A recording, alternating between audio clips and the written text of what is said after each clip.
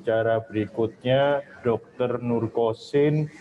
Beliau adalah spesialis rehabilitasi medik di Rumah Sakit BDH Surabaya. Jadi untuk pasien-pasien yang sudah sembuh, bagaimana rehabilitasinya, beliau adalah pakarnya.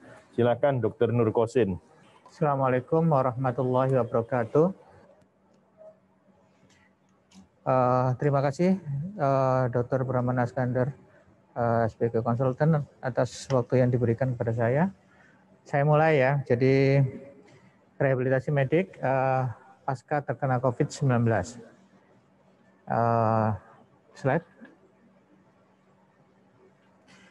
Selain pandang bahwa COVID-19 itu disebabkan oleh virus namanya Severe Acute Respiratory Syndrome Coronavirus atau SARS-CoV-2.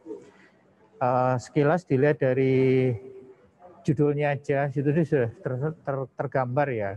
Ada kata-kata Severe Acute Respiratory Syndrome. Severe artinya itu berat, Acute Respiratory Syndrome adalah kumpulan dari gejala pada saluran pernafasan. Jadi kita bisa membayangin kira-kira gambaran dari COVID-19 yang paling utama itu seperti apa. Sampai saat ini itu fokus penanggulangan itu hanya pada mengatasi lonjakan kasusnya. Jadi seperti yang kita ketahui sampai saat ini pun COVID-19 angka penambahannya juga masih cukup tinggi, belum ada tanda-tanda menurun. Akan tetapi keluhan dari COVID-19 sendiri itu memang mayoritas ringan, tetapi didapatkan 19% itu keluhannya berat dan bahkan membutuhkan perawatan ICU. Dan juga dilaporkan sekitar 2% itu meninggal.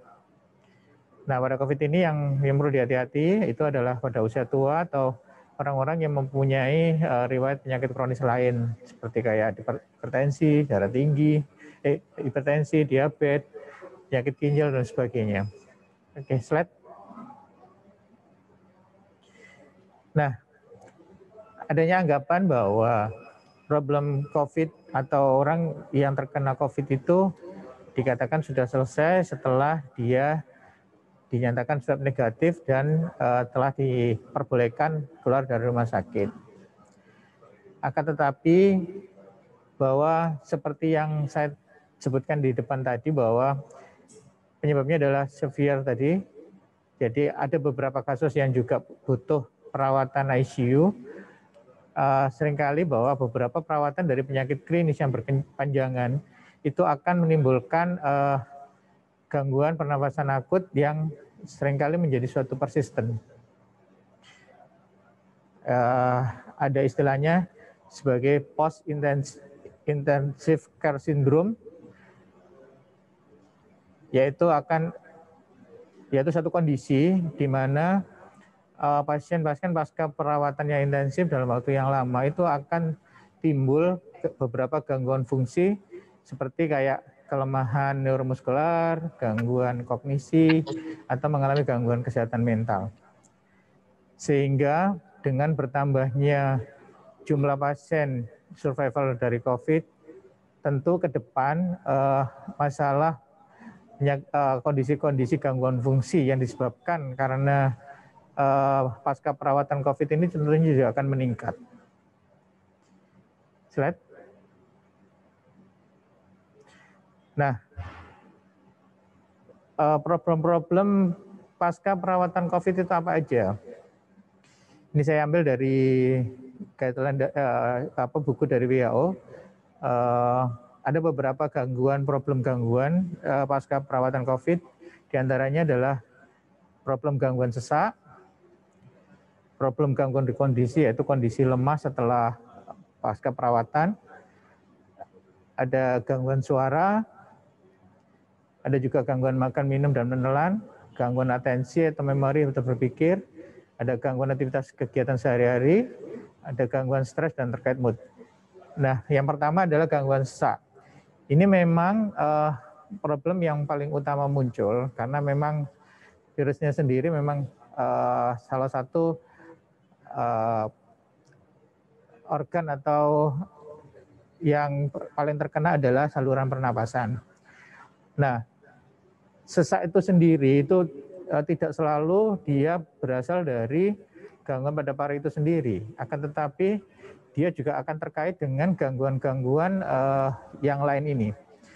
Jadi kondisi sesak itu bisa karena infeksi virusnya sendiri terhadap jaringan epithelial parunya, atau juga pasien dengan mengalami kelemahan dan sebagainya itu akan bisa juga menyebabkan sesak. Sedangkan untuk gangguan suara itu seringkali kaitannya adalah karena pada saat dirawat itu pasien bisa mengalami intubasi sehingga bisa mengalami gangguan iritasi pada tas suara, gangguan iritasi pada faringnya, atau bisa juga karena gangguan pernapasan. Jadi kalau orang bernyanyi, kalau dia suara nafasnya cukup kuat, maka dia akan bisa suara berkeras. Tapi kalau nafasnya dia lemah, maka dia suara yang dikeluarkan juga lemah. Jadi sesak pun juga akan bisa menimbulkan gangguan suara. Yang keempat ya, gangguan makan, minum, dan menelan. Jadi gangguan makan, minum, dan menelan itu juga terkait sama proses perawatan lama dan proses intubasi, di mana di dalam pemasangan intubasi itu seringkali juga tadi seperti yang saya tekankan pada gangguan suara, dia juga akan mengiritasi laring, mengiritasi paring, atau juga virusnya juga sendiri juga akan menyebabkan kelemahan pada otot-otot menelan juga, yang pada akhirnya dia akan mengalami gangguan makan, minum, dan menelan. Sedangkan problem gangguan atensi, memori, atau berpikir itu memang dilaporkan bahwa virus itu sendiri pun juga bisa menyerang jaringan saraf. Bisa juga karena dalam perawatan lama itu tentunya juga akan mengalami kondisi hipoksia atau kurangnya oksigen ke otak, dan itu pun juga akan mengakibatkan gangguan atensi atau memori atau berpikir. Nah, itu semua yang harus kita ketahui. Terus gangguan aktivitas kegiatan sehari-hari. Jadi terkait dengan kondisi sesak, terkait dengan gangguan kondisi, tentunya akan mengganggu kegiatan seseorang itu dalam aktivitas sehari-harinya. Yang tentunya semua problem ini, baik sesak, dekondisi, gangguan suara, gangguan makan, gangguan atensi, tentunya akan menyebabkan seseorang itu jatuh dalam kondisi stres atau juga moodnya yang terganggu, dan itu juga perlu kita perhatikan. Jadi bukan hanya sekedar COVID-nya swab negatif, terus kemudian sudah diperkenankan KRS, tapi ada beberapa kondisi-kondisi yang tetap bertahan walaupun dia sudah selesai dalam perawatan COVID. Slide berikutnya. Jadi meskipun tadi ada beberapa gangguan fungsi yang bervariasi, tetapi seperti yang saya terangkan tadi kan, jadi gangguannya itu saling terkait. Seperti kayak keluhan sesak itu bisa menyebabkan kondisi. Jadi sesak kita ketahui adalah mengganggu terjadi pertukaran oksigen sama karbon dioksidanya di dalam paru, sehingga suplai oksigen ke jaringan jadi berkurang, otomatis konsumsi oksigen dari sel juga berkurang, maka dia akan mengalami mudah lelah atau mengalami kelemahan. Nah, atau juga dibalik, di kondisi atau dia yang mudah lelah, kelemahan dari ototnya, apalagi kelemahan pada otot-otot bantu pernafasan, tentu juga akan mempengaruhi keluhan sesak. Jadi ketika otot-otot bantu pernafasan atau otot-otot core yang lain dia mengalami kelemahan, ditambah lagi tentu pastinya dia akan mengalami gangguan kebugaran, dan ini juga akan menyebabkan seseorang itu dalam beraktivitas juga mudah mengalami sesak. Dan juga keluhan sesak yang terjadi ini bisa menciptakan kecemasan. Dan kecemasan itu sendiri, orang itu makin cemas itu makin membuat dia sesak. Sehingga program yang diberikan nantinya haruslah komprehensif atau keseluruhan kita selesaikan, sehingga nanti selesai dari masalah yang lain akan membantu selesainya masalah yang lain. Slide berikutnya. Bagaimana rehabilitasi pasca pasien itu terkena COVID-19? Seperti pada dasarnya adalah rehabilitasi medik itu memiliki falsafah meningkatkan kemampuan fungsional sesuai dengan potensi yang dimiliki untuk mempertahankan, meningkatkan kualitas hidup dengan mencegah, mengurangi impairment atau gangguan fungsi, disabilitas, dan handicap. Sehingga problem-problem yang muncul tadi itu kan karena salah satunya adalah proses perawatan yang lama atau kondisi cedera dari organ paru yang berat, sehingga sebenarnya kalau rehabilitasi itu diberikan lebih awal itu sangat penting untuk bisa mencegah terjadinya gangguan-gangguan fungsi yang masih muncul setelah dia perawatan COVID tadi. Prinsipnya apa sebetulnya rehabilitasi pada pasien COVID-19 atau rehabilitasi pada pasien pasca COVID-19? Itu yang paling penting adalah satu, membersihkan jalan nafas. Mungkin yang sudah dijelaskan oleh Dr. Agus Basuki tadi tentang proses gangguan paru, proses bernafas, apa aja yang mempengaruhi pernafasan. Jadi pembersihan jalan nafas itu sangat penting karena ketika jalan nafas itu tertutup oleh mukus atau sekret-sekret, maka dia pengembangannya juga akan terganggu. Kemudian juga cedera juga kalau jalan nafas kita tidak bersihkan itu juga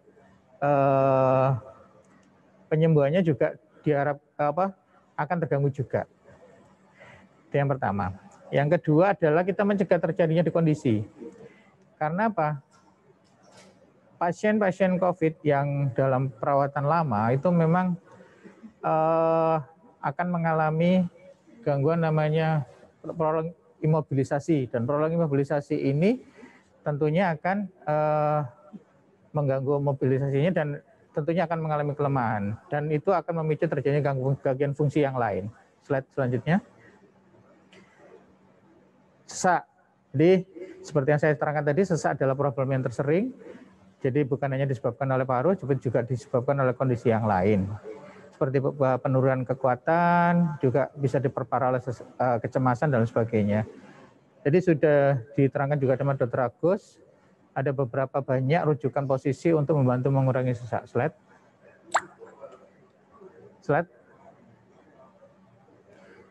Ya, ada beberapa teknik ya. Yang paling penting itu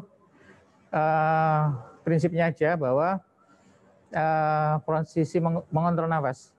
Karena sesak itu kan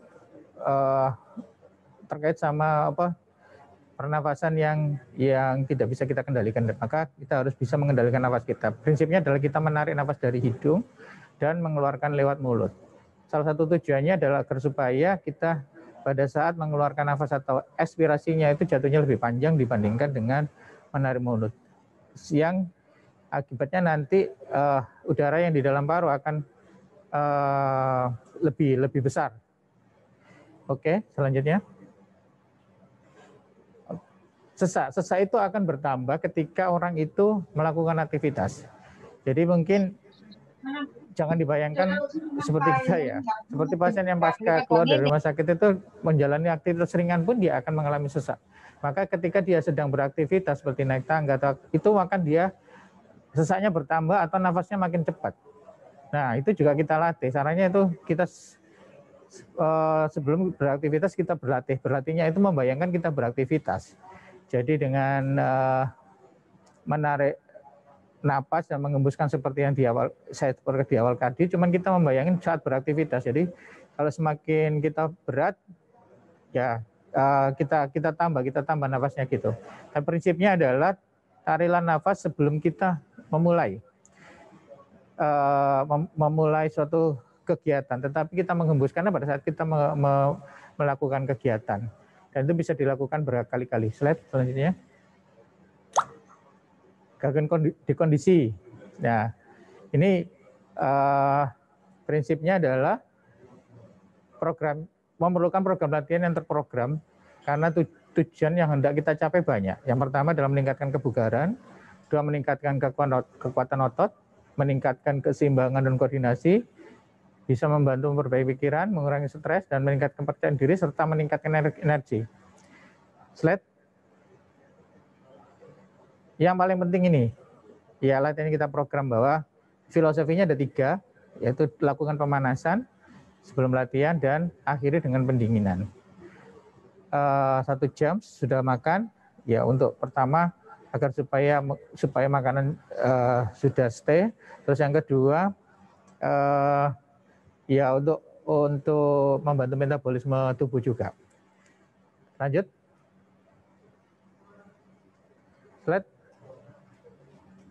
Slide pemanasan, yaitu gunanya untuk mengurangi cedera. Udah nggak apa-apa, lanjut aja. Latihannya macam-macam, endurance. Nah ini yang paling penting ya. Bisa dilakukan 2-30 menit, 5 kali dalam seminggu. Yang ringan-ringan aja. Oke, slide selanjutnya. Oke, bisa dengan jalan, bisa jogging atau sepeda, tergantung mana kondisi yang paling nyaman. Oke, terus. Penguatan itu yang paling penting adalah seminggu itu cuma 3 set ya. Dan 3 set itu selama 10 repetisinya. Jadi bukan tiap hari latihan penguatan. Oke, lanjut terus. Pendinginan terus sama dengan pemanasan. Gangguan suara, yaitu tadi karena sebabnya sudah saya terangkan. Jadi yang paling penting adalah tidak memaksakan suara. Istirahat bicara bila lelah, terus minum air seperlunya. Oke, terus ini yang paling penting juga, gangguan makan, minum, dan menelan dengan cara nomor 1 ini, itu duduk tegak.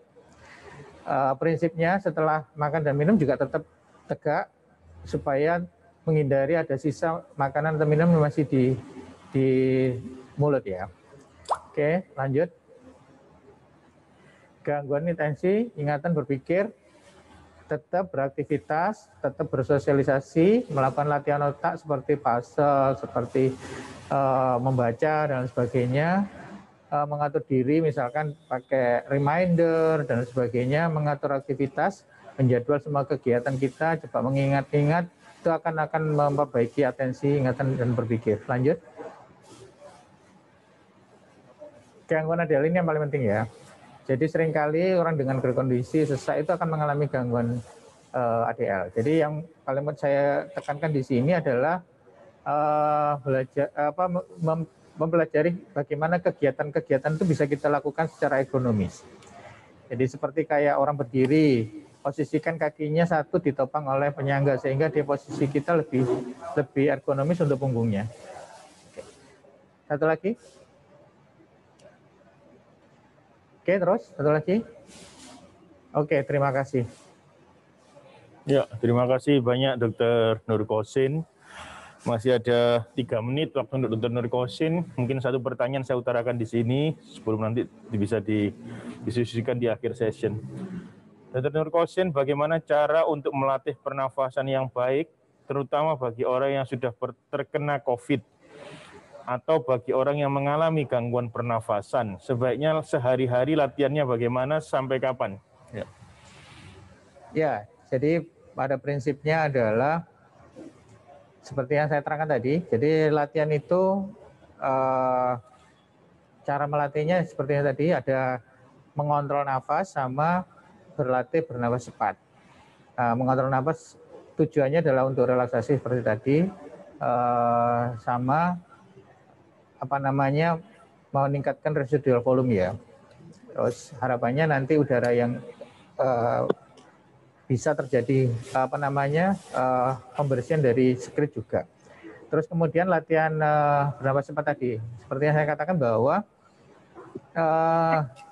kalau kita beraktivitas makin lama makin berat, itu tentunya akan membutuhkan oksigen yang lebih besar. Nah, untuk memenuhi kebutuhan oksigen itu tentu orang akan mengkombinasinya dengan bernapas lebih cepat lah. Itu yang kita perlu latih dengan beberapa teknik tadi. Jadi kita membayangin kita sedang beraktivitas, aktivitas kita bayangin lebih berat sehingga napas kita juga akan kita latih lebih cepat.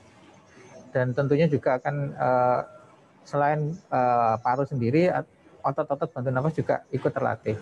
Itu aja untuk teman-teman. Oke. Saya bacakan satu pertanyaan, mungkin saya yang akan menjawab karena kaitannya berkaitan dengan policy. Mohon izin bertanya, Dok, dalam waktu dekat kami para ortu diminta persetujuan anak-anak siswa belajar tatap muka. Apakah menurut Satgas COVID, situasi di Surabaya telah memungkinkan kami para ortu untuk mengizinkan anak-anak? Jadi kalau anak-anak tatap muka di sekolah, yang harus diperhatikan adalah komorbid pada gurunya, komorbid pada anaknya, siswanya, dan komorbid pada orang tuanya di rumah.